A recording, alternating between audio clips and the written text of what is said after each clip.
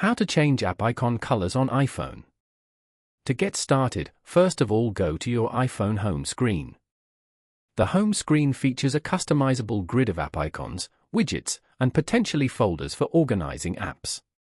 Over here, long press on any empty area of the home screen until the icons start to wiggle and a minus sign appears on each app icon.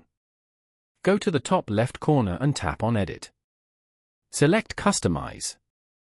You can now use the edit options below to customize your app icons. From the options, tap on Tinted to choose the color tints for the icons as shown. Drag the sliders to try out all the app icon colors from here. Following these steps, you can easily change app icon colors on iPhone. Thank you for watching. Please leave a like if this tutorial helped you, or leave a comment below if you have any questions related to the video.